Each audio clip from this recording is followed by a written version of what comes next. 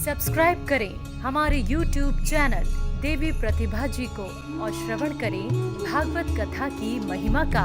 साथ ही bell icon को दबाना ना भूलें।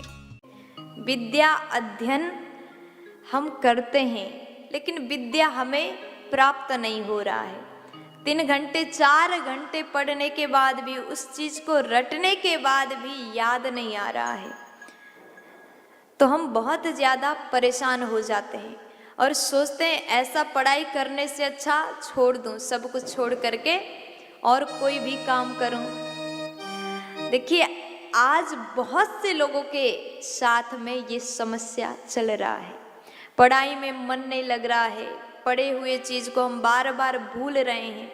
और कई माताएं, जो लॉकडाउन हुआ उसके बाद बच्चों के पढ़ाई में बहुत ज़्यादा कमजोरी आ गया, क्योंकि रेगुलर बच्चे स्कूल नहीं जा पा रहे हैं।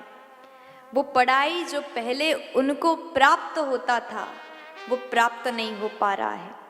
और ऑनलाइन क्लास बच्चे पढ़ाई तो कर रहे हैं, लेकिन जिस प्रकार स्वयं स्कूल में जाकर के पढ़ाई करते हैं उस जैसा ऑनलाइन क्लास में बच्चे बिल्कुल ध्यान नहीं दे पाते। और माता पिता बहुत ज़्यादा परेशान हो रहे हैं कि हमारे बच्चे कैसे पढ़ाई में पहले की तरह आगे हो सकेंगे। हर माता पिता चाहते हैं कि हमारे बच्चे पढ़ाई में 1 नंबर हो, पढ़ाई में तेज हो। जब आज अगर बच्चे पढ़ेंगे तो उनका कल जो है, उनका भविष्य जो है बहुत सुंदर हो जाएगा।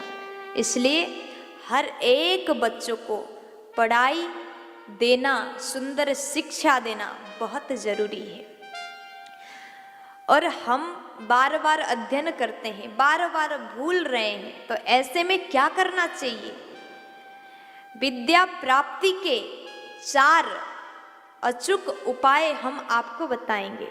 आप अपने बच्चों के साथ में ये करा सकते हैं। अगर आप स्टूडेंट हो, आप भी पढ़ाई में कमज़ोर हो रहे हो, पहले की तरह नहीं बन पा रहे हो, पढ़े हुए चीज़ भूल जा रहे हो, तो आप ये 4 कार्य अवश्य करें। अगर आप ऐसा करते हैं तो आप पढ़ाई में बहुत तेज हो जाओगे, आपके दिमाग, आपके बुद्धि बहुत तीक्ष्ण हो जाएगा। क्या करना है? जब आप अध्ययन करते हैं, आपके अध्ययन कक्ष में आप पारद गणपति भगवान का प्रतिमा स्थापित करें।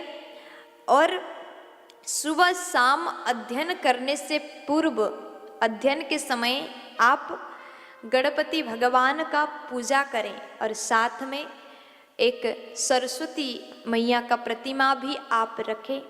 और आप सुबह शाम, देखिए, पढ़ने के सबसे सही समय सुबह के समय है।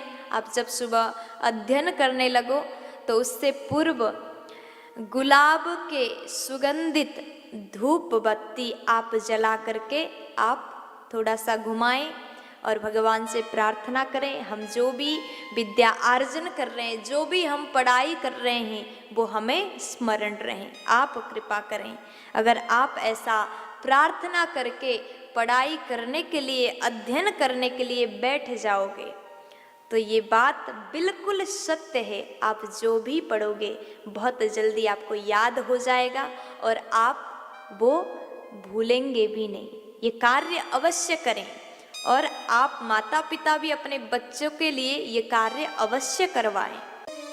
माताएं, अगर बच्चे छोटे हैं, छोटे क्लास में पढ़ाई कर रहे हैं, स्कूल जाते हैं, आते हैं, तो आप रोज सुबह पूजा के बाद भगवान का चंदन मस्तक पर जरूर लगा दें। आप बड़े हो, कॉलेज में अध्ययन कर रहे हैं, किसी भी क्षेत्र में आप अध्ययन कर रहे हो, तो चंदन तो हर एक व्यक्ति के मस्तक में होना ही चाहिए। अगर आप चंदन लगा करके विद्या अध्ययन के लिए बैठ जाओगे तो भगवान के चंदन में इतना ताकत है, इतना शक्ति है, आपको जो भी अध्ययन करोगे वो स्मरण रहता है, वो आप भूलोगे नहीं। इसलिए आपको सुबह स्नान करके, प्रातः स्मरण करके, वंदन करके, भगवान का पूजा करके चंदन रोज नियमित रूप से लगाना है और अध्ययन करना है।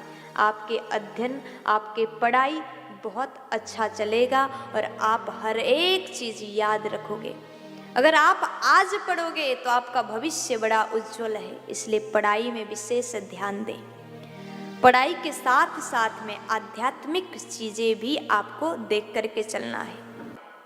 अगर बालक पढ़ाई करने के बाद बार बार भूल रहा हो, याद नहीं हो रहा, 3 घंटा 4 घंटा पढ़ाई कर रहा है लेकिन भूल जा रहा है,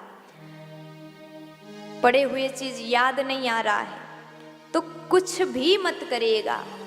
आप माता पिता इस कार्य को करें बसंत पंचमी के दिन में। बसंत पंचमी जिस दिन हम माता सरस्वती का बड़े सुंदर विधान से पूजा करते हैं, क्योंकि माता सरस्वती विद्या देने वाली है, विद्या की दात्री माँ सरस्वती का पूजन के दिन बसंत पंचमी के दिन में बहती हुई नदी में बालक को आप खड़ा करें और वहाँ खड़ा करके ब्राह्मी आप अपने बालक को पिला दें। अगर आप ब्राह्मी की बूटी अपने बालक को पिलाते हैं तो उस समय आप ध्यान रखिएगा वो शरीर में नहीं गिरना चाहिए, उसके अंदर चला जाए। अगर आप ऐसा करते हैं तो उसका स्मरण शक्ति बहुत तेज हो जाएगा। हमारे आज के बच्चे कल के भविष्य है। अगर आप पढ़ाई करने के बाद भी याद नहीं कर पा रहे हैं तो आपको ये कार्य अवश्य करना है। देखिए, आप अगर विद्यार्थी हो, स्टूडेंट हो, पढ़ाई करने जाते हो तो आपके अध्ययन में जो भी बाधाएं आए उस बाधा को आप हटाने के लिए रोज सुबह आप गौ माता को हरी घास अपने हाथों से खिलाएं।